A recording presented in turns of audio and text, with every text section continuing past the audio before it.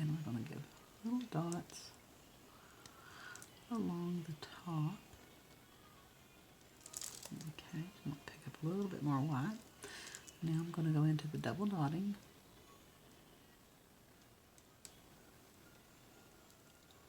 Kind of hard in that little tiny area. But we get it done. A little heavy on the white there, but I think it'll be just fine.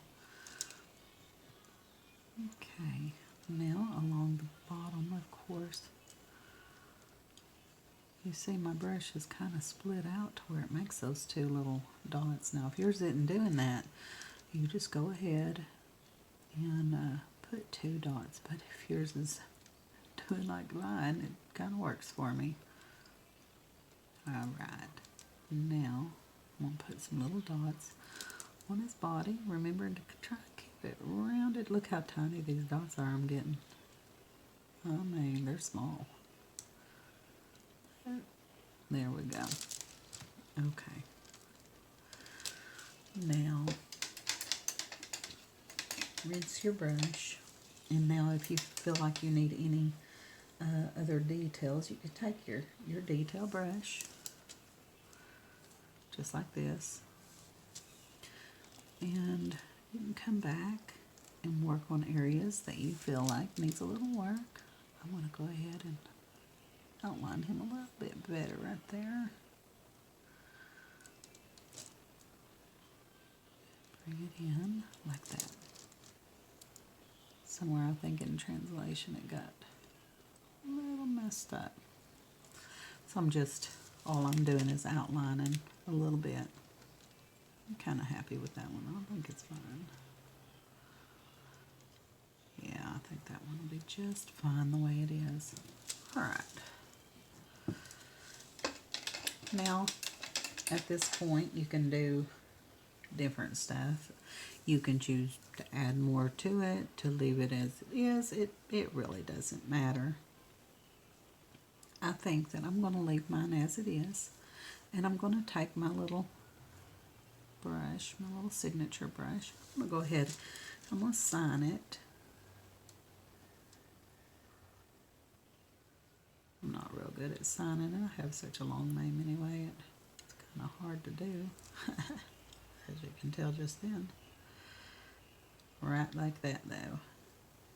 It's important to sign your work if you're proud of it, even if you're not, because it's all just learning. You'll learn more and more as you go. Now, if you don't like to sign like this, rocks are very hard to sign on with a brush. You can also use paint pens or fine tip Sharpies. They seem to work pretty well. And sometimes I also like to put the year that I did it. Just kind of helps me see how far I've come from year to year. Now, the very last thing that you do is you do a top coat, and the top coat really is what gives it its pop. You want something, there's different kinds. There's polyurethanes, there's resins, there's the spray mattes. You can get mattes and satins and gloss. You can do the brush on, or you can do the spray on. Whichever one works for you the best is just fine. I like to do the spray. So what I'm going to do now, I'll show you what the spray is that I use.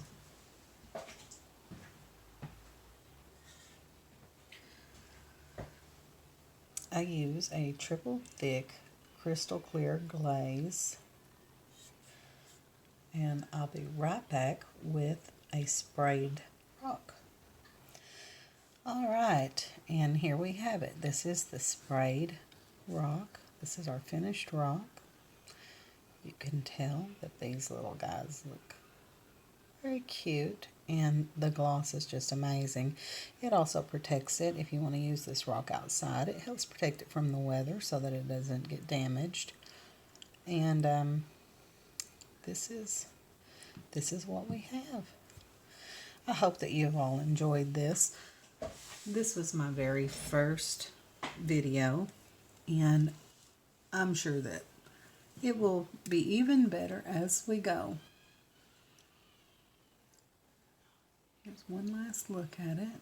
I hope you all have had a lot of fun, and please, please, please, if you did follow along and you did this, I would really appreciate it if you'd post a picture of your finished product so that we can all look at it and see what you've created.